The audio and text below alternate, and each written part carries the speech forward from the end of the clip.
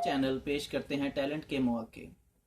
ये ख़ास तौर पे जो नज़म अब मैं सुनाने जा रहा हूँ, ये अपने तमाम चिंची भाइयों के नाम, उनकी अनथक मेहनत को देखते हुए मैंने लिखी कि वो किस तरह से मेहनत करते हैं, स्ट्रगल करते हैं।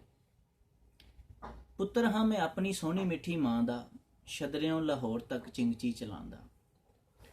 पुत्र हाँ मैं अपनी सोहनी मिठी मां दा, शदरियों लाहौर तक चिंची चलांदा।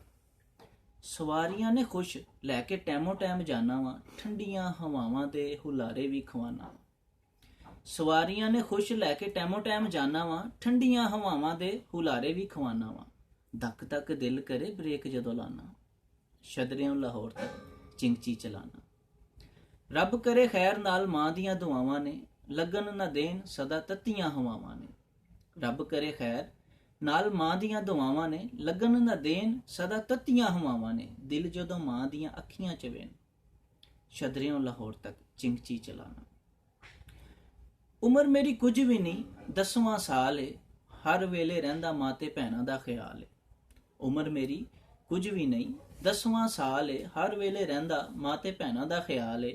खिदमत करके मैं फर्ज निभाउना, शदरियों लाहौर तक चिंची चलाउना। दिल मेरा करदा है खेडां मैं भी फिरावी, या नाल यारां दे मैं खावां, नाल यारां दे मैं लड़ावी।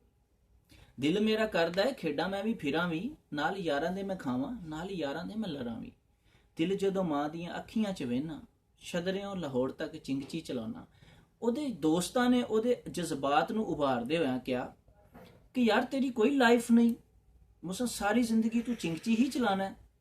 ਜਿਵੇਂ ਸਾਰੇ ਦੋਸਤ ਮੁੰਡੇ, ਕਿਸੇ ਨੇ ਕੋਈ ਗਰਲਫ੍ਰੈਂਡ ਬਣਾਈ, ਕੋਈ ਦੋਸਤ ਬਣਾਈ ਹੈ, ਆਪਣੀ ਜ਼ਿੰਦਗੀ ਇੰਜੋਏ ਕਰਦੇ ਪਏ ਨੇ, ਤੇ ਉਹਨੇ ਉਹਨਾਂ ਸਾਰੀਆਂ ਚੀਜ਼ਾਂ ਨੂੰ ਕਵਰ ਕੀਤਾ ਸਿਰਫ ਇੱਕ ਸ਼ੇਰ ਕਹਿ ਕੇ, ਜਿਹੜਾ ਕਿ ਇਸ ਨਜ਼ਮ ਦਾ ਐਂਡ ਵਾਲਾ ਸ਼ੇਰ ਹੈ। ਚਿੰਗਚੀ ਏ ਯਾਰ ਮੇਰਾ ਇਹੋ ਹੀ ਮੇਰਾ ਬੇਲੀ ਏ, ਦੁੱਖਾਂ ਦੀ ਤੇ ਸੁੱਖਾਂ ਦੀ ਇਹੋ ਮੇਰੀ ਸਹੇਲੀ ਏ। ਚਿੰਗਚੀ ਏ ਯਾਰ ਮੇਰਾ ਇਹੋ ਹੀ ਮੇਰਾ ਬੇਲੀ ਏ, ਦੁੱਖਾਂ ਦੀ ਤੇ ਸੁੱਖਾਂ ਦੀ ਇਹੋ ਮੇਰੀ ਸਹੇਲੀ ਏ।